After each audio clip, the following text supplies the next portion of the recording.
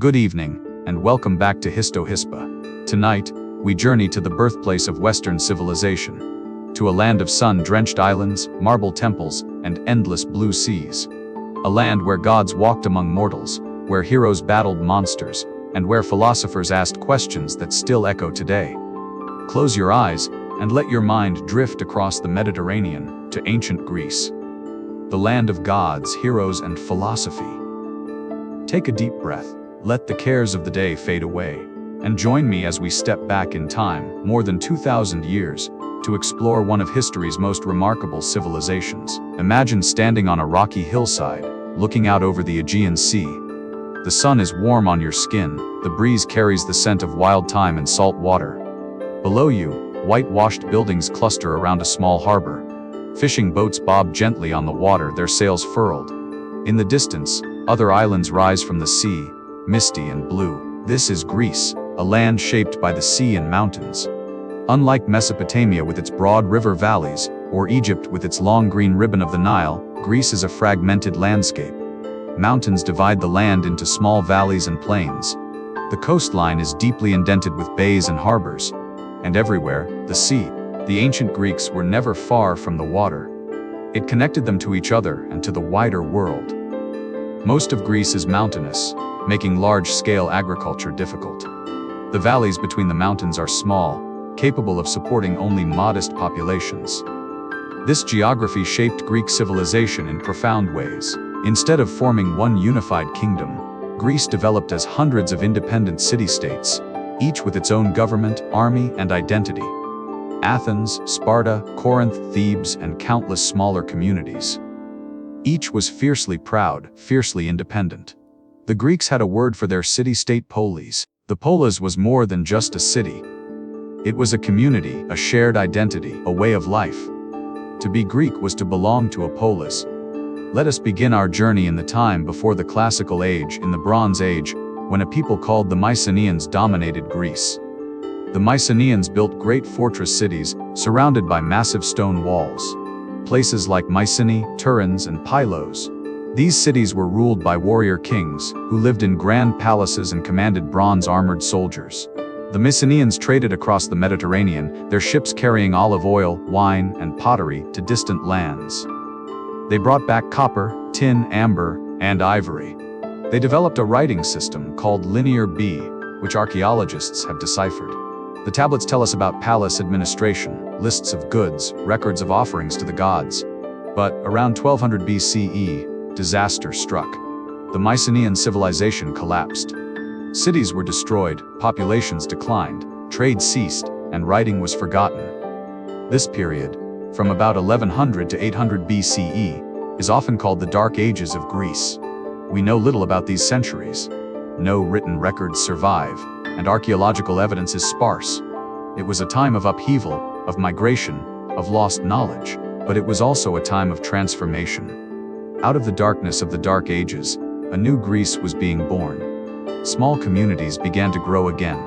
People started to trade, to build, to experiment with new ideas. And around 800 BCE, something remarkable happened. The Greeks began to write again. But this time, they did not use the complex syllabic script of the Mycenaeans. Instead, they adapted an alphabet from the Phoenicians, a seafaring people from the coast of what is now Lebanon. The Phoenician alphabet had only consonants. The Greeks added vowels, creating the first true alphabet. This was revolutionary. An alphabet is easy to learn, easy to use. It democratized writing, making it accessible not just to scribes and priests, but to merchants, soldiers, poets, and ordinary citizens. With writing came literature.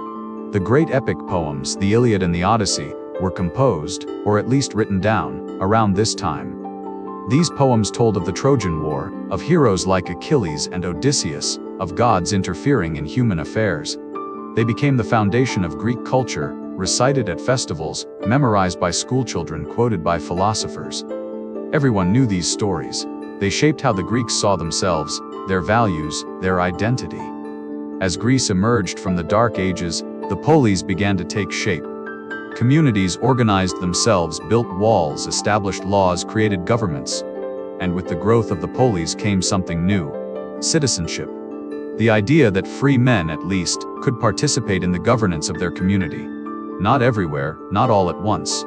But the seeds were being planted. Let us now turn our attention to two of the most famous city-states in all of Greece. Athens and Sparta. Two cities so different from each other, yet both quintessentially Greek. We arrive in Athens in the 5th century BCE, during its golden age. This is the Athens of Pericles, of Socrates, of the Parthenon. The city is at the height of its power and creativity. Athens sits on a plain a few miles from the sea. At its heart is a rocky outcrop called the Acropolis, meaning the high city. Atop the Acropolis stand magnificent temples, gleaming white in the sun. The greatest of these is the Parthenon, dedicated to Athena, the city's patron goddess. But let us start at the base of the Acropolis, in a place called the Agora. The Agora is the heart of Athenian life. It is a large open space, surrounded by colonnaded buildings called stoas. Here, everything happens. It is a marketplace where farmers sell their produce, where potters display their wares, where fishmongers hawk their catch. But it is also much more. It is a place for political debate, for philosophical discussion, for legal proceedings. It is where democracy happens. Walk with me through the Agora on a busy morning. The sun is already high, and the plaza is crowded. Farmers have arrived from the countryside, their donkeys loaded with sacks of grain, baskets of olives, jars of honey. They set up their stalls, calling out to passers-by, advertising their goods. A woman stops to examine a pile of fresh figs. She haggles with the farmer over the price, finally agreeing, and the figs are placed in her basket. Nearby, a potter has arranged his vases, bowls, and cups on a table. Many are decorated with intricate black figure or red figure paintings. Scenes of mythology, daily life, athletic competitions. A wealthy man pauses to admire a particularly fine amphora, turning it in his hands, checking the glaze, the symmetry. He nods, a price is agreed upon, and a slave is summoned to carry the amphora home. Under the shade of a stoa, a group of men are engaged in animated conversation. They are discussing politics. The assembly is meeting later today, and there is a proposal to be voted on. Should Athens send more ships to support their allies in Sicily? The men debate the merits, the risks, the costs. One man, a veteran of previous campaigns, warns of overextension. Another, younger, more ambitious, argues that Athens must seize this opportunity to expand its influence. No one has the final say. The decision will be made by the assembly, where any male citizen can speak and vote. This is democracy, not a representative democracy like we have today, but a direct democracy. Every citizen has a voice, at least in theory. Now, it is important to understand what citizen meant in ancient Athens. Only free adult men born to Athenian parents could be citizens. Women, slaves, and foreigners, even if they lived in Athens their entire lives, could not vote, hold office, or participate in the assembly. So when we talk about Athenian democracy, we are talking about a limited democracy. Perhaps only 10 to 20% of the population were citizens. But for those who were citizens, it was a radical and exhilarating form of government. Every citizen could attend the assembly, which met on a hill called the Pnyx, overlooking the city. Here, laws were proposed, debated, and voted on. Foreign policy was decided. Generals were elected. Any citizen could stand and speak, to argue for or against a proposal. Of course, in practice, some voices carried more weight than others. Wealthy men, educated men, men with military experience, were more likely to be listened to. But the principle was revolutionary. Power came from the people, not from a king or a small aristocratic elite. Let us leave the Agora now and climb the steps to the Acropolis. The path is steep, winding up the rocky slope. As we ascend, the city spreads out below us. We can see the Agora, the densely packed houses, the long walls stretching down to the port of Piraeus, and beyond, the blue expanse of the Aegean Sea. At the top, we pass through the Propylaea, the monumental gateway to the Acropolis. Its columns soar above us, the marble is smooth and cool under our hands. And then, we see it. The Parthenon. It is breathtaking. A temple of gleaming white marble, its columns perfectly proportioned, its pediments filled with sculptures of gods and heroes. The Parthenon was built in the mid-5th century BCE, under the leadership of Pericles. It was designed by the architects Ictinus and Callicrates, and its sculptures were overseen by the great artist Phidias. It took 15 years to complete, and it was expensive. The money came from the tribute paid by Athens' allies in the Delian League, a naval alliance formed to defend against the Persians. Some argued that using this money to beautify Athens was wrong. But Pericles believed that Athens deserved a temple worthy of its greatness and of its patron goddess. Inside the Parthenon stood a massive statue of Athena, made of gold and ivory. She stood nearly 40 feet tall, resplendent in her armor, holding a spear in one hand and a figure of Nike, the goddess of victory, in the other. The statue is long gone, looted or destroyed in later centuries. But, in its day, it was one of the wonders of the Greek world. The Acropolis also housed other temples. The Erechtheion, with its famous porch of the Caryatids, columns carved in the shape of women. The small temple of Athena Nike, perched on a bastion overlooking the city. These were not just buildings, they were statements. They proclaimed the glory of Athens, the favor of the gods, the achievements of its people. But Athens was more than just temples and politics. It was a center of learning, of art, of theater. Let us descend from the Acropolis and make our way to the Theater of Dionysus, carved into the southern slope of the hill. It is late afternoon, and a play is about to begin. The theater can hold thousands of spectators, seated on stone benches arranged in a semicircle. At the center is the orchestra, a circular space where the chorus will sing and dance. Behind it, the Skene, a building that serves as a backdrop and provides a place for actors to change costumes. The audience is buzzing with anticipation. Theater is immensely popular in Athens. Plays are performed during religious festivals, especially the Festival of Dionysus, the god of wine and theater. There are tragedies and comedies. Tragedies explore profound themes: the nature of fate, the relationship between humans and gods, the consequences of pride and ambition. The great tragedians, Aeschylus, Sophocles, and Euripides are household names. Their plays like Oedipus Rex, Medea, and the Orsteia will be performed for thousands of years. Comedies, on the other hand, are often bawdy, satirical, poking fun at politicians, philosophers, and social conventions. Aristophanes is the master of comedy, his plays filled with sharp wit and absurd situations. Today, a tragedy is being performed.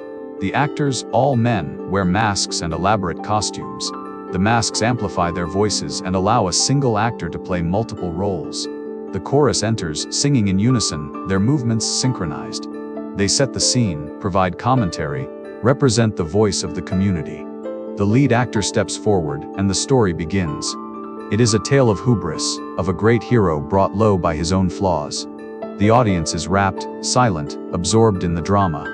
When the play reaches its tragic climax, you can hear women weeping, men murmuring. This is more than entertainment. It is a shared experience, a communal reckoning with the big questions of life. Theater, for the Athenians, was a form of education, a way to explore morality, justice, and the human condition. As evening falls, the play concludes, and the audience disperses, still discussing what they have seen. Some head home, others to the symposium. A symposium is a drinking party, but also a time for conversation, music, and poetry. Only men attend, reclining on couches, drinking wine mixed with water. The wine loosens tongues and the conversation ranges widely. Philosophy, politics, love, art. At one symposium, a philosopher named Socrates is present. Socrates is an odd figure. He does not write books, he does not teach in a formal school. Instead, he wanders the agora, engaging people in conversation. He asks questions, probing their beliefs, exposing contradictions. He claims to know nothing, but through his questioning, he reveals the ignorance of those who claim to be wise. Socrates is interested in fundamental questions. What is justice? What is virtue? How should we live? He believes that the unexamined life is not worth living, that we must constantly question our assumptions, strive for wisdom, seek the truth. Many people find Socrates fascinating, inspiring, but others find him irritating, even dangerous. He makes powerful people look foolish. He questions traditional beliefs, and his followers, young men from prominent families, sometimes cause trouble. In 399 BCE, Socrates is put on trial, accused of corrupting the youth and impiety, not believing in the city's gods.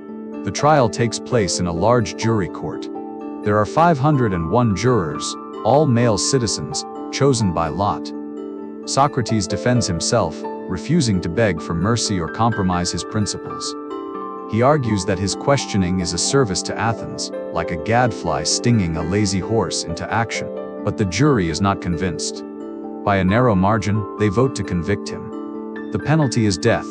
Socrates accepts the verdict calmly. He could have proposed exile as an alternative punishment, but he refuses. He will not abandon Athens, even to save his life. He drinks a cup of hemlock, a poison, surrounded by his friends and students. His last words, according to Plato, are about a debt owed to the god of healing. Even in death, Socrates is concerned with justice and piety. His execution is a dark moment in Athenian history. But his legacy is immense. His student, Plato, will carry on his teachings, writing dialogues in which Socrates is the main character. And Plato's student, Aristotle, will become one of the most influential philosophers in history. But let us step back from this tragic moment and look at Athenian life more broadly. What was it like to be an ordinary Athenian? Let us visit a typical home. Athenian houses are built around a central courtyard. The walls facing the street are plain, with few windows. This is for privacy and security. But inside, the courtyard is the heart of the home. It is open to the sky, providing light and air. Rooms open onto the courtyard: bedrooms, a kitchen, a dining room. The floors are packed earth or simple tile. The furniture is sparse by modern standards. Wooden chairs and tables, beds with mattresses stuffed with wool or straw, a few storage chests. The family is preparing for the evening meal. The wife, whose name is Cleia, is in the courtyard, supervising the cooking. Her slave, a woman from Thrace, is grinding barley to make bread. Another slave is tending a small clay oven, baking loaves. The smell is wonderful, warm, and yeasty. Cleia checks the pot bubbling over a fire. It contains a stew of lentils, onions, and a bit of salted fish. Meat is expensive, reserved for festivals and special occasions. But fish, bread, olives, cheese, and wine are staples of the Athenian diet. Cleia's husband, Dion, is a potter. He has spent the day in his workshop near the agora, throwing pots on his wheel, painting them with scenes from mythology. He arrives home as the sun is setting, dusty and tired. He washes his hands and face in a basin of water, then joins his family in the courtyard. They recline on simple couches, eating from a shared plate. The food is simple but satisfying. Fresh bread dipped in olive oil, the lentil stew, olives and goat cheese, watered wine to drink. Dion tells his wife about his day, the pots he made, the customers he dealt with. Cleia shares news from the neighborhood. A wedding is being planned, a baby was born, a funeral will be held tomorrow. Their children, a boy of 10 and a girl of 7, listen quietly. The boy, Philippos, will soon begin his formal education. He will attend a school where he will learn to read and write, to recite Homer, to do basic mathematics. He will also train in athletics, wrestling, running, throwing the javelin. The goal is to create a well-rounded citizen, sound in body and mind. The girl, Callisto, will not attend school. Her education happens at home, learning from her mother. She will be taught to manage a household, to weave, to cook, to care for children. When she is old enough, a marriage will be arranged for her. She will leave her father's house and become part of her husband's family. Women in Athens have limited freedom. Respectable women do not spend much time outside the home. They do not attend the assembly, the theater, or the symposium. Their world is domestic, centered on family and household. But this does not mean they are powerless or without influence. Within the home, they manage the slaves, control the budget, raise the children. And though they cannot vote, they can certainly voice their opinions to the men in their lives. Moreover, not all women are confined to the home. Poorer women, who cannot afford slaves, must work outside. They sell goods in the market, work as midwives or wet nurses, or labor in the fields. There are also heterai, educated courtesans who attend symposia, engage in intellectual conversation, and are far more independent than respectable wives. As night falls, the family retires to their rooms. Oil lamps provide a dim, flickering light. The children are tucked into their beds. Dion and Cleia lie down on their own bed, talking quietly before sleep takes them. Outside, the city grows quiet. The streets are dark, patrolled by guards. Most people stay indoors at night. But in some houses, lamps still burn as scholars raid, as poets compose, as philosophers debate. Athens is a city of ideas, a city that never truly sleeps. Now let us travel south, across the mountains, to a very different kind of city. Sparta. Where Athens is known for democracy, philosophy, and art, Sparta is known for one thing above all: warriors. Sparta lies in the valley of the Eurotas River, in a region called Laconia. The Spartans, or Lacedaemonians as they called themselves, were descendants of the Dorians, a Greek tribe that migrated south during the Dark Ages. They conquered the local population, reducing many to serfdom. These serfs, called helots, worked the land, providing food for the Spartan citizens, who devoted themselves entirely to military training. Sparta was an oligarchy, ruled by 2 kings and a council of elders.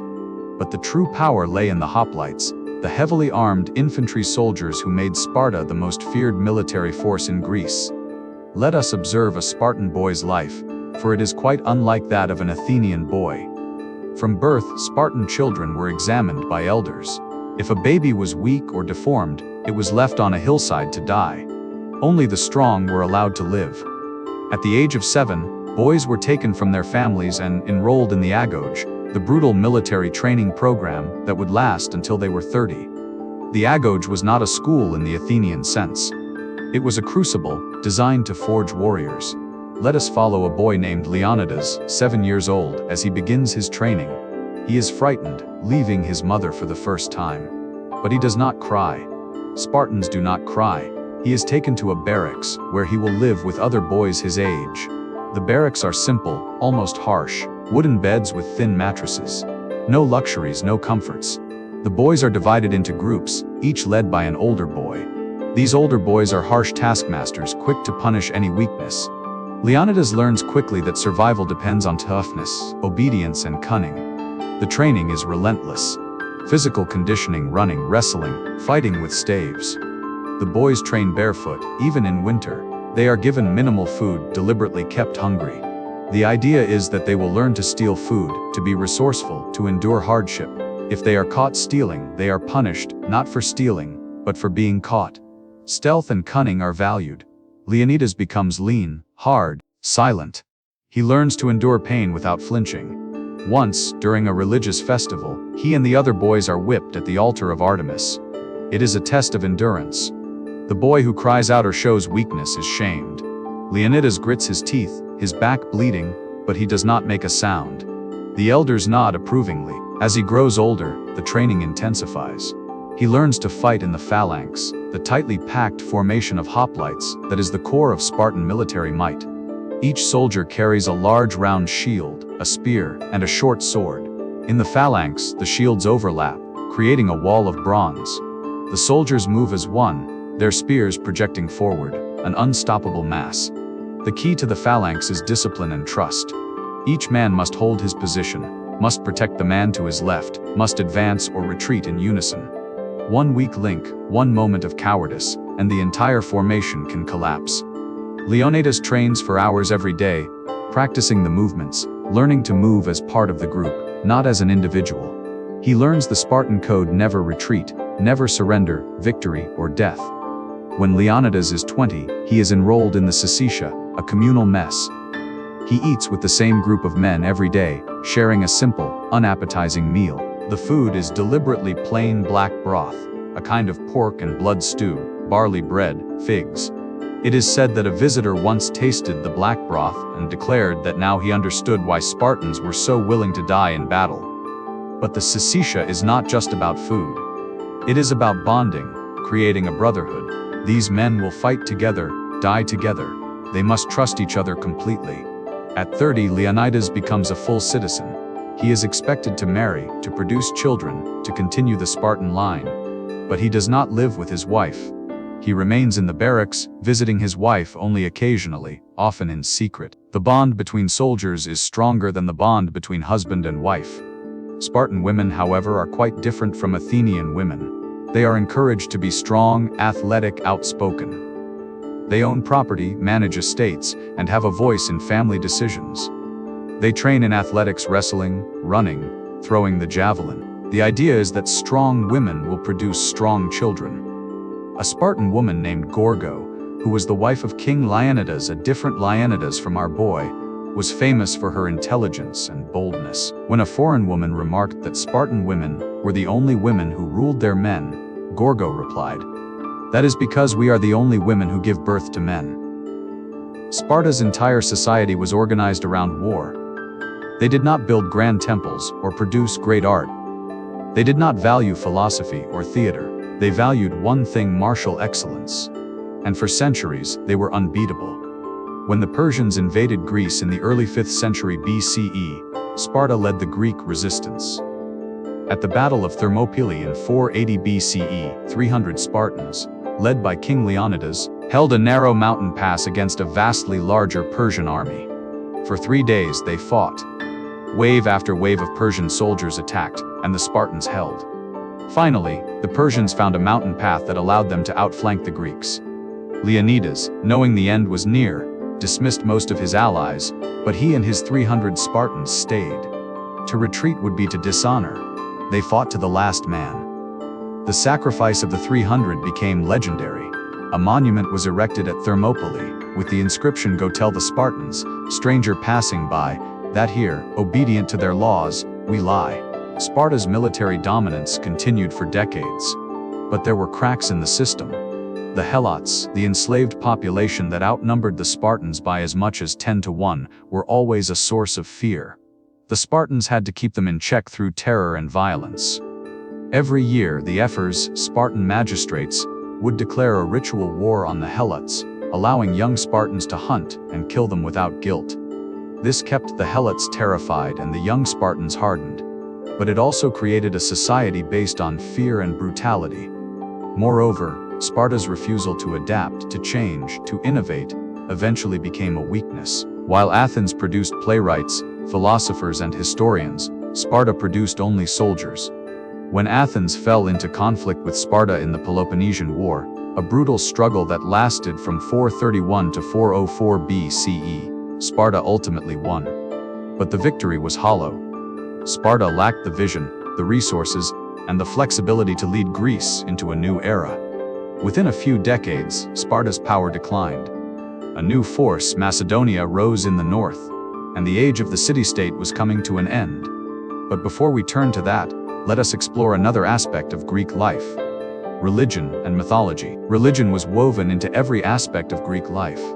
The Greeks believed in many gods, gods who were powerful, capricious, and very much like humans.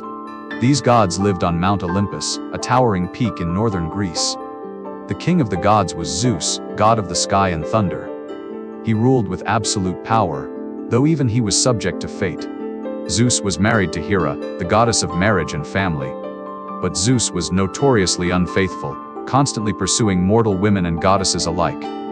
Hera, in turn, was jealous and vengeful, often punishing Zeus's lovers and their children. Zeus had many brothers and sisters, the other major gods: Poseidon, god of the sea, wielding his trident, causing earthquakes and storms; Hades, god of the underworld, ruling over the dead in his dark realm; Demeter, goddess of the harvest, whose grief caused the seasons; Hestia, goddess of the hearth and home, the least dramatic but most essential. Zeus also had many children, both divine and mortal. Athena, goddess of wisdom and warfare, sprang fully grown from Zeus's forehead, wearing armor. She was the patron of Athens, revered for her intelligence and strategic skill. Apollo, god of the sun, music, poetry, and prophecy. He was beautiful, talented, but also capable of great cruelty. His twin sister, Artemis, was goddess of the hunt, the moon, and protector of young women. Ares, god of war, brutal and bloodthirsty, loved by none except Aphrodite. Aphrodite, goddess of love and beauty, born from the sea foam. She could cause mortals and gods alike to fall madly in love. Hephaestus, god of fire and metalworking, the smith of the gods. He was lame, ugly, but incredibly skilled, crafting wondrous items. Hermes, the messenger god, swift and cunning, guide of souls to the underworld and patron of travelers and thieves. Dionysus, god of wine, revelry, and theater, a relative latecomer to Olympus, but beloved by the people. These gods were not distant, abstract beings. They were intimately involved in human affairs. They took sides in wars, fell in love with mortals, punished those who offended them, and rewarded those who honored them. Every aspect of life had a divine patron. Before a journey, one prayed to Hermes. Before a battle, to Ares or Athena. Before a wedding, to Hera. Temples were built to honor the gods, and priests and priestesses tended to these sacred spaces. But Greek religion was not about theology or doctrine. There were no sacred texts, no commandments, no orthodoxy. Instead, religion was about practice, about rituals, sacrifices, and festivals. Let us visit a temple, the Temple of Apollo at Delphi. Delphi is located on the slopes of Mount Parnassus, in central Greece. It is one of the most sacred sites in the Greek world. Here, the oracle of Apollo resides, a priestess called the Pythia, who delivers prophecies. People travel from all over Greece, and even from foreign lands, to consult the oracle. They come with questions about the future, about whether to go to war, about personal dilemmas. The process is elaborate. First, a petitioner must purify themselves, washing in the sacred spring. Then, they must offer a sacrifice, usually a goat or a sheep. The animal is inspected. If it trembles when cold water is poured on it, the gods are willing to answer. The petitioner is then led into the temple. Inside it is dim, smoky, filled with the smell of incense. The Pythia sits on a tripod over a fissure in the earth from which vapors rise. She breathes in the vapors, entering a trance. The petitioner asks their question. The Pythia mutters, sometimes incoherently, and priests interpret her words. The prophecies are often cryptic, open to interpretation. King Croesus of Lydia once asked if he should attack Persia. The oracle replied, "If you cross the river, a great empire will fall." Encouraged, Croesus attacked. He lost, and the great empire that fell was his own. The oracle was correct, just not in the way he expected. Despite the ambiguity, the Oracle of Delphi was immensely influential. Its pronouncements could start wars, end them, legitimize kings, or doom them. Greek mythology is filled with stories of gods and heroes. These myths were not just entertainment. They conveyed moral lessons, explained natural phenomena, and explored the human condition. Let us explore some of these stories. The story of Prometheus. Prometheus was a titan, one of the old gods who ruled before Zeus and the Olympians. When Zeus overthrew the Titans, Prometheus sided with Zeus. But Prometheus loved humanity. He saw that humans were weak, cold, and ignorant. So he stole fire from the gods and gave it to mortals. Fire brought warmth, light, the ability to cook, to forge metal, to create civilization. But Zeus was furious. Fire was the property of the gods, not meant for mortals. As punishment, Zeus chained Prometheus to a rock, where an eagle would come every day and eat his liver. Because Prometheus was immortal, his liver would grow back each night, and the torture would begin again. This went on for centuries, until the hero Heracles freed him. The story of Prometheus asks questions about knowledge, suffering, and defiance. Is it worth suffering for what you believe is right? Should mortals strive for knowledge, even if the gods forbid it? Another famous myth is the story of Persephone. Persephone was the daughter of Demeter, goddess of the harvest. One day while picking flowers, Persephone was abducted by Hades, god of the underworld. He took her to his dark realm to be his queen. Demeter was devastated. In her grief, she neglected her duties, and the earth became barren. Crops failed, people starved. Zeus, seeing the suffering, intervened. He commanded Hades to return Persephone. But Hades had tricked Persephone into eating 6 pomegranate seeds, and anyone who eats in the underworld must remain there. A compromise was reached. Persephone would spend 6 months of the year with Hades in the underworld, and 6 months with her mother on earth. When Persephone is in the underworld, Demeter grieves and winter comes. When Persephone returns, Demeter rejoices and spring arrives. This myth explains the seasons, but it also explores themes of loss, love, and the cycle of life and death. The Greeks also told stories of heroes, mortals who performed extraordinary deeds. Heracles, known to the Romans as Hercules, was the greatest of these heroes. The son of Zeus and a mortal woman, Heracles possessed incredible strength. But he was also tormented by Hera, who hated him as a reminder of Zeus's infidelity. Hera drove Heracles mad, causing him to kill his own wife and children. When he recovered, he was overcome with guilt. To atone, he was ordered to perform 12 labors, seemingly impossible tasks. He slew the Nemean lion, whose hide was impervious to weapons. He killed the Hydra, a many-headed serpent that grew 2 heads for each one cut off. He captured the golden hind of Artemis, cleaned the Augean stables in a single day, drove away the Stymphalian birds, captured the Cretan bull, and stole the mares of Diomedes. He obtained the girdle of Hippolyta, queen of the Amazons, captured the cattle of Geryon, stole the apples of the Hesperides, and finally descended into the underworld to capture Cerberus, the three-headed dog. Each labor was a test of strength, courage, and cleverness. And through these labors, Heracles redeemed himself. After his death, he was welcomed into Olympus as a god. Another hero, Perseus, was the son of Zeus and a mortal princess named Danae. Perseus was sent on a quest to kill Medusa, one of the Gorgons. Medusa was a monster with snakes for hair, and anyone who looked at her face turned to stone. With the help of the gods, Perseus obtained winged sandals, a mirrored shield, and a magical sword. He approached Medusa while she slept, using the shield as a mirror to avoid her gaze, and cut off her head. From Medusa's blood sprang the winged horse Pegasus.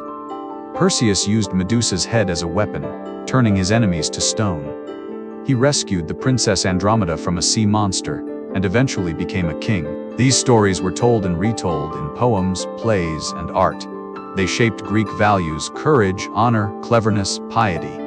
But they also showed the gods as flawed, capable of jealousy, vengeance, and pettiness. This made Greek religion surprisingly humanistic.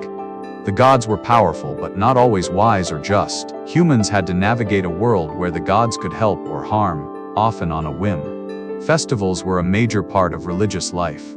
The Olympic Games, held every 4 years in honor of Zeus, were the most famous, but there were many others. The Panathenaic Festival in Athens, celebrating the birth of Athena. The Dionysia, a festival of theater in honor of Dionysus. The Eleusinian Mysteries, secretive religious rites dedicated to Demeter and Persephone. Let us attend the Olympic Games. The Olympics were held at Olympia in the western Peloponnese. For the duration of the Games, all wars ceased. A sacred truce was declared, allowing athletes and spectators to travel safely. The Games lasted 5 days and included a variety of events. Foot races, including the stadion, a short sprint, and the dialos, a longer race. Wrestling, boxing, and the pankration, a brutal combination of the two with almost no rules. The pentathlon, which consisted of 5 events: running, jumping, discus throw, javelin throw, and wrestling. Chariot racing, the most prestigious and dangerous event, where 4-horse chariots raced around a track. Only free Greek men could compete, and they competed naked. This was partly practical, allowing freedom of movement, but also symbolic. The naked body, trained and perfected, was a thing of beauty, a testament to discipline and effort. The winners received no monetary prize, only a wreath of olive leaves. But the glory was immense. Victors were celebrated in their home cities, honored with statues, poems, and feasts. They became heroes, their names remembered for generations. The Olympic Games were more than just athletic competition. They were a celebration of Greek identity, a time when the often warring city-states came together in peaceful rivalry. They reaffirmed shared values: excellence, honor, the pursuit of glory. In the early 5th century BCE, Greece faced an existential threat. The Persian Empire, the largest empire the world had ever seen, turned its attention westward. Persia, ruled by powerful kings like Darius and Xerxes, controlled a vast territory stretching from Egypt to India. The Greeks, with their small, independent city-states, seemed no match for such a colossus. The conflict began when Greek cities in Ionia, on the western coast of Asia Minor, rebelled against Persian rule. Athens sent ships to support the rebels. The rebellion was crushed, but the Persian king Darius did not forget Athens's interference. In 490 BCE, Darius sent a fleet across the Aegean to punish Athens. The Persians landed at Marathon, a plain about 26 miles from Athens. The Athenian army, heavily outnumbered, marched out to meet them. The Athenians fought in the phalanx formation, their discipline and heavy armor giving them an advantage in close combat. The Persians, with their lighter armor and reliance on archers, were not prepared for such a fierce assault. The Athenians charged, closing the distance quickly to negate the Persian archers' advantage. The battle was brutal, but the Greeks prevailed. The Persians were driven back to their ships, suffering heavy casualties. According to tradition, a messenger named Phaedopides ran from Marathon to Athens, a distance of about 26 miles, to announce the victory. He arrived, shouted victory, and then collapsed and died from exhaustion. This is the origin of the modern marathon race. But the Persian threat was not over. Darius's son, Xerxes, was determined to avenge the defeat and conquer Greece. In 480 BCE, he assembled a massive army and navy. Ancient sources claim his army numbered in the millions, though modern historians estimate it was more likely in the hundreds of thousands. Still, it was an overwhelming force. The Greeks, realizing the danger, formed an alliance. Athens, Sparta, Corinth, and other city-states put aside their rivalries to face the common enemy. The Spartans led the land forces, and the Athenians provided the largest navy. The first major confrontation was at Thermopylae, the narrow pass we mentioned earlier. King Leonidas and his 300 Spartans, along with several thousand other Greeks, held the pass for 3 days. Their sacrifice bought time for the rest of Greece to prepare. The Persian army continued south, capturing and burning Athens. The Athenians had evacuated the city, taking refuge on the nearby island of Salamis. It seemed like all was lost, but the Athenian general Themistocles had a plan. He lured the Persian navy into the narrow straits between Salamis and the mainland. The Persian ships, far more numerous, were unable to maneuver in the confined space. The Greek ships, smaller and more agile, rammed and boarded the Persian vessels. It was a stunning victory. The Persian fleet was shattered, and Xerxes, fearing he would be trapped in Greece, withdrew most of his army. The following year, at the Battle of Plataea, the Greek hoplites defeated the remaining Persian land forces. The Persian wars were over. Greece had survived, and in surviving, it had proven the strength of free men fighting for their homes. The wars had a profound impact. They united the Greeks, at least temporarily, and fostered a sense of shared identity. They also demonstrated the effectiveness of the phalanx and the importance of naval power. Athens, in particular, emerged as a major power. The Athenian navy, which had been crucial at Salamis, became the dominant force in the Aegean. Athens formed the Delian League, an alliance of city-states supposedly dedicated to defending against future Persian aggression. But in reality, Athens used the League to build an empire. Tribute flowed into Athens, financing the construction of the Parthenon and other grand projects. This Athenian imperialism would eventually lead to resentment and conflict. But for now, in the mid-5th century BCE, Athens was at its height. This was the age of Pericles, the golden age of Athens. But glory is fleeting. The very success that made Athens great also sowed the seeds of its downfall. Sparta and its allies watched with growing alarm as Athens became more powerful. Tensions mounted. Small conflicts flared up between allies of Athens and allies of Sparta. And in 431 BCE, war broke out. The Peloponnesian War would last for 27 years, a brutal, devastating conflict that ultimately weakened all of Greece. Sparta had the superior land army, but Athens had the superior navy and the wealth of its empire. The Athenian strategy, devised by Pericles, was to avoid land battles, stay behind the city's walls, and use the navy to raid Spartan territory and protect trade routes. The long walls, connecting Athens to its port at Piraeus, ensured that the city could be supplied by sea even if besieged by land. For a time, this strategy worked. The Spartans ravaged the countryside around Athens, but they could not force the Athenians to fight. But disaster struck in the form of a plague. With the population crowded inside the walls, disease spread rapidly. Perhaps a third of the population died, including Pericles himself. The plague weakened Athens, both physically and psychologically. The war dragged on, with shifting fortunes. Athens launched a massive expedition to conquer Sicily, hoping to gain resources and break the stalemate. But the expedition was a catastrophic failure. The entire fleet was destroyed, thousands of soldiers were killed or enslaved. It was a blow from which Athens never fully recovered. Sparta, with financial support from Persia, built up its own navy. And in 404 BCE, the Spartan fleet destroyed the last Athenian ships at the Battle of Aegospotami. Athens, cut off from supplies, was starved into submission. The city surrendered, its walls were torn down, and its empire was dismantled. Sparta was victorious, but it was a hollow victory.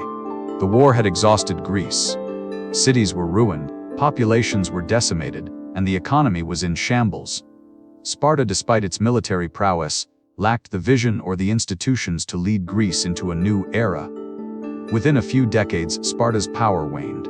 Thebes, another Greek city-state, briefly rose to prominence. But the age of the city-state was ending. A new power was rising in the north, Macedonia. Macedonia was a kingdom on the northern edge of Greece. The Macedonians spoke Greek and shared Greek culture, but they were not organized into city-states. They were ruled by kings, and they were looked down upon by many Greeks as semi-barbarous. But in the mid-4th century BCE, a brilliant and ruthless king came to power, Philip II. Philip transformed Macedonia. He reformed the army, creating the Macedonian phalanx, which used longer spears called sarissas.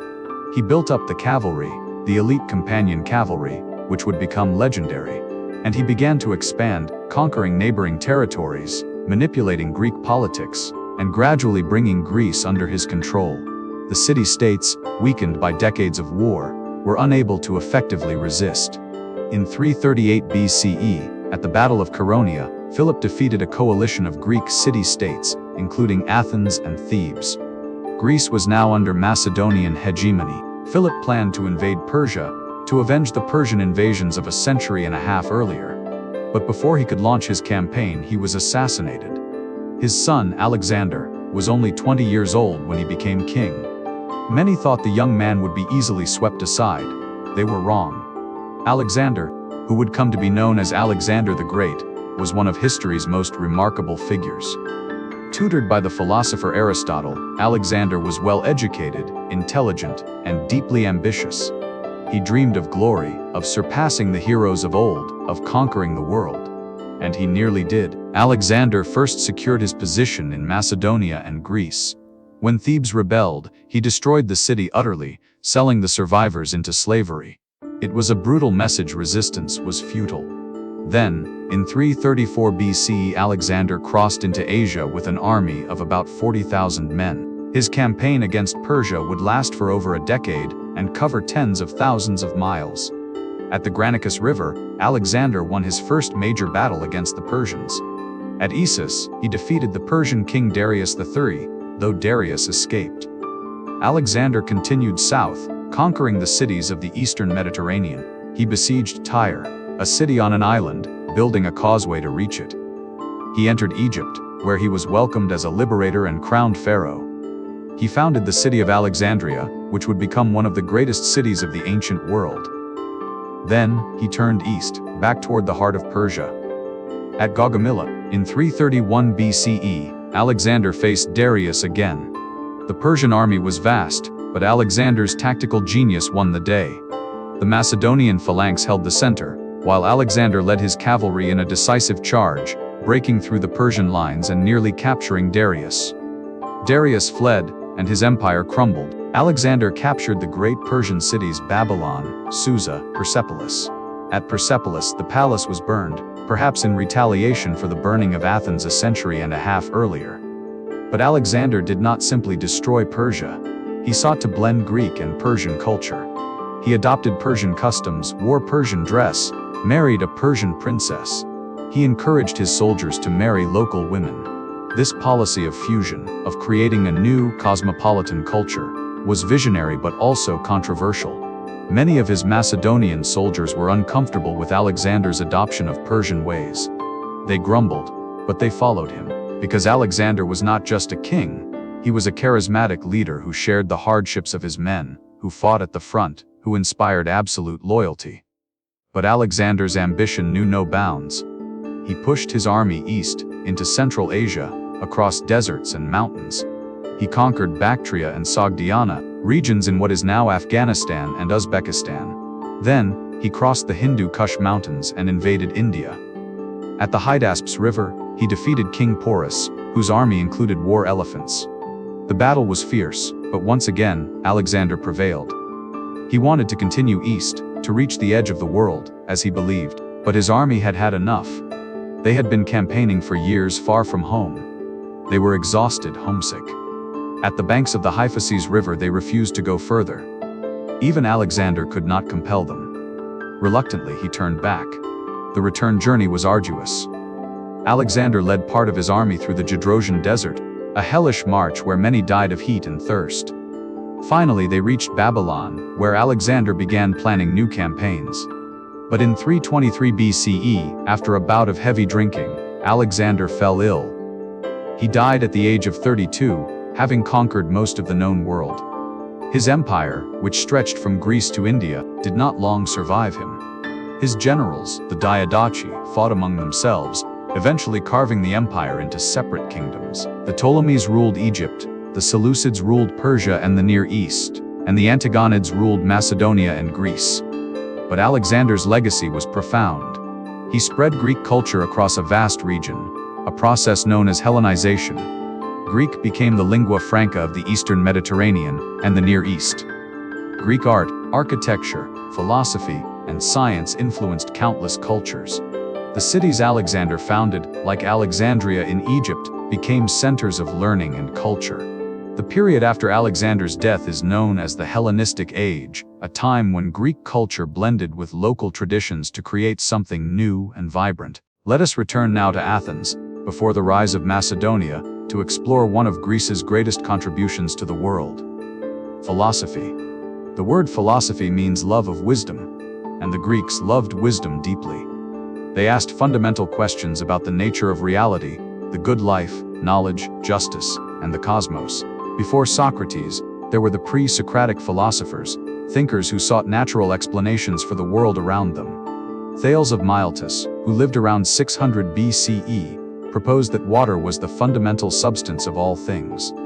Anaximander suggested an indefinite, boundless substance called the apeiron. Pythagoras, famous for his mathematical theorem, believed that numbers were the essence of reality. Heraclitus taught that everything is in constant flux, famously saying, "You cannot step into the same river twice." Parmenides, in contrast, argued that change is an illusion, that reality is eternal and unchanging. These thinkers were trying to understand the world without resorting to mythology. They sought rational, logical explanations.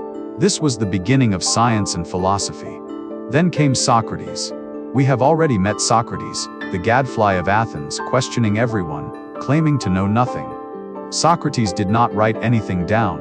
What we know of him comes from his students, especially Plato. Plato, born into an aristocratic Athenian family, was profoundly influenced by Socrates. After Socrates' execution, Plato was disillusioned with politics. He turned to philosophy, seeking truth and justice. Around 387 BCE, Plato founded the Academy, a school in Athens where students could study philosophy, mathematics, and science. The Academy lasted for over 900 years, making it one of the longest-lived institutions of learning in history. Plato wrote dialogues, dramatic conversations in which Socrates is usually the main character. These dialogues explore philosophical questions through debate and discussion. In the Republic, Plato outlines his vision of an ideal state, governed by philosopher kings, wise rulers who understand the forms. The forms in Plato's philosophy are eternal, perfect, unchanging ideals. There is a form of the good, a form of beauty, a form of justice. The physical world is merely a shadow, an imperfect copy of the forms. True knowledge, Plato believed, comes not from the senses, which can deceive, but from reason, from understanding the forms. In the allegory of the cave, Plato describes prisoners chained in a cave, seeing only shadows on the wall. These shadows are all they know. But if a prisoner were freed and brought out into the sunlight, he would see the real world, the true reality. This, Plato says, is the journey of the philosopher, from ignorance to knowledge, from the world of appearances to the world of forms. Plato's most famous student was Aristotle. Aristotle studied at the Academy for 20 years, but he eventually broke with Plato's teachings and developed his own philosophy. Where Plato emphasized the world of forms, abstract and eternal, Aristotle focused on the physical world, on observation and classification. Aristotle was a polymath, contributing to nearly every field of knowledge. He wrote on logic, metaphysics, ethics, politics, biology, physics, astronomy, poetry, and rhetoric. In his biological works, Aristotle observed and described hundreds of species, classifying them, noting their structures and behaviors. His work in logic, particularly his development of syllogistic reasoning, laid the foundation for formal logic. In ethics, Aristotle proposed the concept of the golden mean, the idea that virtue lies between extremes. Courage, for example, is the mean between cowardice and recklessness. In his Nicomachean Ethics, Aristotle argues that the ultimate goal of human life is eudaimonia, often translated as happiness or flourishing. But eudaimonia is not mere pleasure. It is living a life of virtue, of fulfilling one's potential, of acting in accordance with reason. In politics, Aristotle examined different forms of government: monarchy, aristocracy, democracy, and their corrupted forms: tyranny, oligarchy, and mob rule. He believed that the best government was a mixed constitution, balancing the interests of different groups. Aristotle also tutored Alexander the Great, instilling in him a love of learning and Greek culture. After Alexander's death, Aristotle's school, the Lyceum, continued his work. Another important philosophical movement was Stoicism, founded by Zeno of Citium in the early 3rd century BCE. The Stoics taught that the key to a good life is virtue, and that virtue is based on knowledge. They believed in living in accordance with nature, accepting what happens with equanimity. External events, whether good or bad, are beyond our control. What is within our control is how we respond. The Stoics emphasized self-discipline, rationality, and inner peace. Their teachings would later deeply influence Roman thought and, much later, Christian philosophy. Epicurus, a contemporary of Zeno, founded another influential school. The Epicureans taught that the goal of life is pleasure, but not hedonistic indulgence. Rather, they meant the absence of pain and anxiety, a state of tranquility called ataraxia. The way to achieve this, Epicurus taught, was through simple living, friendship, and the study of philosophy. Fear of death and the gods, he argued, causes unnecessary suffering. Death is merely the end of sensation, nothing to fear. And the gods, if they exist, are unconcerned with human affairs. By eliminating these fears, one can live peacefully and happily. Greek philosophy was not just abstract speculation. It was a guide to living, a search for the good life, for wisdom and virtue. And these ideas, developed over centuries in the schools and streets of Athens, would shape Western thought for millennia. The Greeks were not just philosophers. They were also pioneers in science and mathematics. Thales, whom we mentioned earlier, was said to have predicted a solar eclipse. Whether he did or not, he was certainly interested in astronomy. Pythagoras and his followers made significant contributions to mathematics. The Pythagorean theorem concerning right triangles is still taught today.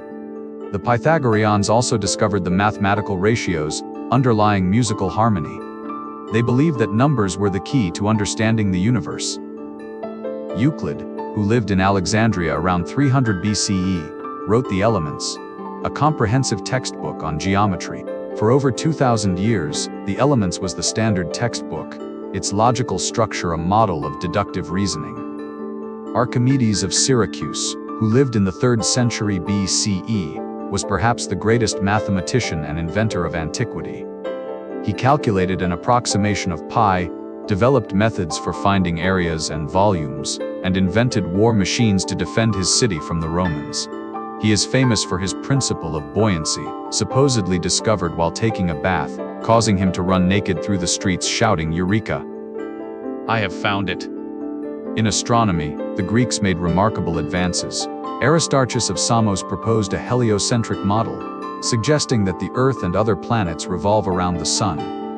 This was nearly 2,000 years before Copernicus.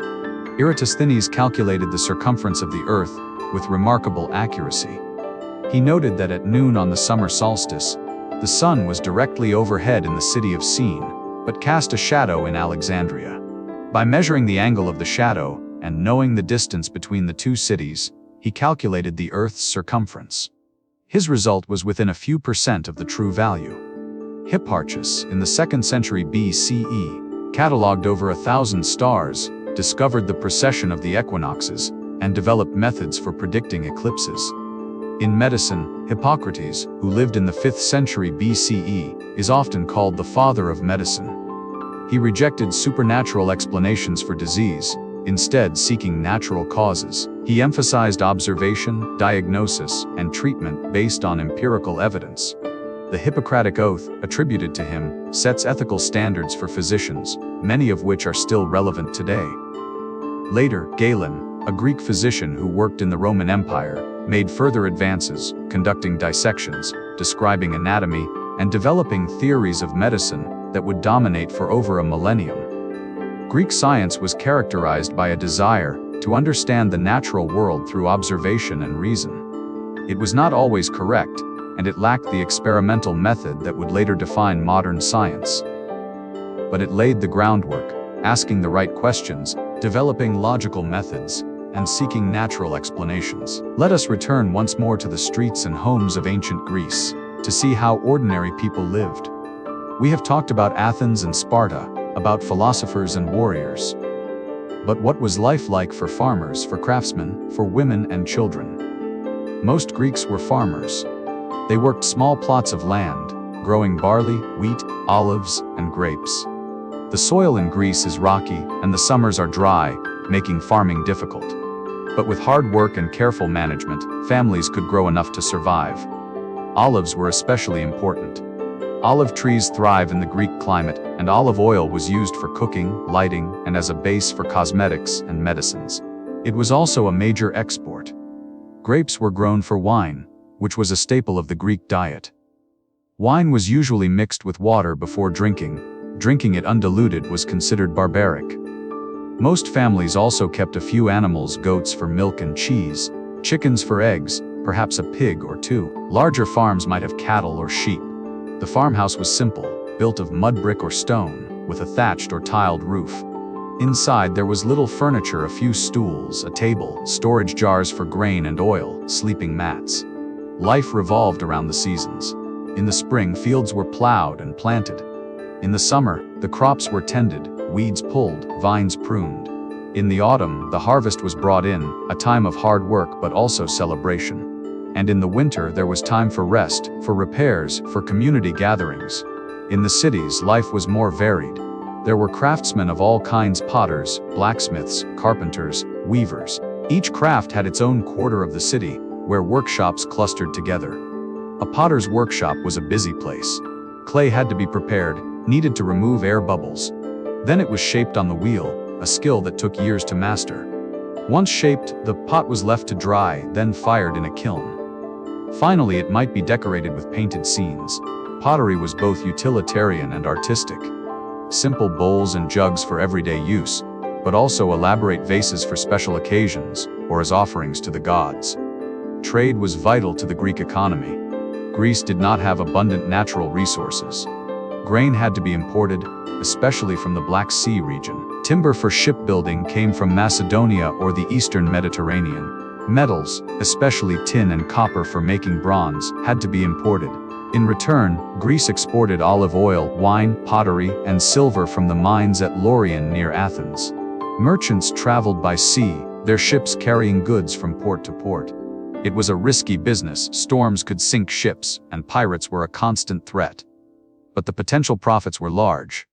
In the home, women were responsible for managing the household. This was no small task. They supervised slaves if the family could afford them. They ensured there was food, organizing meals, overseeing cooking and baking. They made clothing, spinning wool into thread, weaving thread into fabric, and sewing garments. This was labor-intensive work. A single garment could take weeks to make. Women also managed finances, keeping track of expenses, ensuring the household ran smoothly. Wealthier women had more leisure, able to delegate tasks to slaves. But even they were expected to be skilled in weaving and household management. Education for boys began around age 7. They attended school, where they learned to read and write, studying Homer and other poets. They learned arithmetic, enough to keep accounts. They trained in music, learning to play the lyre, to sing, and they trained in athletics, running, wrestling, throwing the javelin and discus. The goal was to create a well-rounded individual, sound in body and mind, capable of contributing to the polis. Girls, as we mentioned, were educated at home, learning the skills needed to manage a household. But this does not mean they were uneducated. Many Greek women were literate, and some were well-versed in poetry and music. Marriage was a key life event. Girls typically married in their mid-teens, often to men significantly older. The marriage was arranged by the families, with the bride's father providing a dowry. The wedding was a public event, with processions, feasts, and rituals. The bride was taken from her father's house to her husband's house, symbolizing her transition from one family to another. Once married, a woman's primary role was to bear children, especially sons, to carry on the family line. Childbirth was dangerous, and many women died in labor. Infant mortality was also high. Perhaps a third of children died before the age of 5. Those who survived childhood could expect to live into their 50s or 60s, though this was highly variable. Slavery was a common institution in ancient Greece. Slaves could be prisoners of war, purchased from slave traders, or born into slavery. Their lives varied widely depending on their circumstances. Household slaves often had relatively good lives, treated almost as part of the family. They might be educated, entrusted with responsibilities, and sometimes freed. Slaves working in the mines, on the other hand, faced brutal conditions. The work was backbreaking, the environment dark and dangerous. Life expectancy was short. It is important to note that ancient Greek society, for all its achievements, was deeply unequal. Women, slaves, and foreigners had limited rights and opportunities. Democracy, as practiced in Athens, was a democracy of the few. Yet within these constraints, Greek culture flourished, producing philosophy, art, and literature that continue to inspire. Greek art is renowned for its beauty, balance, and harmony. The Greeks sought to depict the ideal, the perfect form. In sculpture, this meant the human body, perfectly proportioned, poised, serene. Early Greek sculpture from the Archaic period is somewhat stiff, stylized. The Kouros statues, young male figures, stand rigidly, their faces bearing the so-called archaic smile. But by the Classical period, in the 5th and 4th centuries BCE, Greek sculptors had mastered realism. They understood anatomy, how muscles moved, how weight shifted. Statues like the Doryphoros, or Spear Bearer, by Polykleitos, demonstrate perfect balance and proportion. The figure stands in contrapposto, weight on one leg, the other relaxed, creating a naturalistic pose. Phidias, the sculptor who oversaw the Parthenon sculptures, created works of breathtaking beauty. The sculptures of the Parthenon's pediments, metopes, and frieze depicted gods, heroes, and the Panathenaic procession. Much of this has been lost or damaged, but what remains shows incredible skill. Later, in the Hellenistic period, sculpture became even more dynamic, emotional. The Laocoon group, showing a father and his sons being attacked by serpents, is full of movement, agony, drama. The winged victory of Samothrace, with her flowing drapery, seems to surge forward, full of motion. In pottery, the Greeks developed distinctive styles. Black figure pottery, where figures were painted in black slip on a red clay background, was followed by red figure pottery, which reversed the colors. Red figure allowed for more detail, more naturalism. Scenes depicted on pottery ranged from mythology to daily life banquets, athletes, warriors, lovers. These vases give us a window into Greek life and values. Architecture reached its peak in the Classical period. Greek temples followed a standard plan, a rectangular building with a colonnade, or peristyle, surrounding the central chamber, or cella, which housed the statue of the god. There were 3 orders of Greek architecture: Doric, Ionic, and Corinthian, each with distinctive column styles. Doric columns were sturdy, simple, with plain capitals. Ionic columns were more slender, with scroll-like capitals called volutes. Corinthian columns, the most ornate, had capitals decorated with acanthus leaves. The Parthenon, as we have discussed, is the pinnacle of Doric architecture. But it also incorporates subtle refinements. The columns are not perfectly straight, they bulge slightly in the middle, a technique called intasis, which corrects the optical illusion that would make straight columns appear concave. The platform on which the temple stands is not perfectly level, it curves slightly upward in the middle, again correcting for optical distortion. These refinements show the Greeks' obsession with perfection, with creating beauty through precise mathematical proportion. Greek theaters, like the one at Epidaurus, are architectural marvels. The semicircular seating is built into a hillside, providing excellent acoustics. A person standing at the center of the orchestra can be heard clearly in the back rows, without amplification. These theaters hosted the great dramas, and they remain in use today, a testament to Greek engineering. As we near the end of our journey through ancient Greece, it is worth reflecting on its legacy. Greece was never a unified nation in the ancient world. It was a collection of independent, often quarrelsome city-states. Yet it produced a culture of extraordinary richness and creativity. Greek philosophy laid the foundations of Western thought. The questions asked by Socrates, Plato, and Aristotle are still asked today. Ethics, politics, metaphysics, logic, these disciplines were born in Greece. Greek science and mathematics introduced methods of inquiry based on observation and reason. Euclidean geometry, the scientific method's early forms, the understanding that natural phenomena have natural causes, all began here. Greek democracy, despite its limitations, introduced the radical idea that citizens could govern themselves, that power should be accountable, that law should apply equally. These ideas would inspire revolutions and reforms centuries later. Greek art and architecture set standards of beauty that influenced Roman, Renaissance, and neoclassical art. The columns of Greek temples adorned government buildings and museums around the world. Greek literature, from Homer's epics to the tragedies of Sophocles and Euripides, explored the human condition with depth and insight. These works are still performed, still studied, still relevant. The Greek language itself spread across the Mediterranean and Near East, becoming the lingua franca of the Hellenistic world.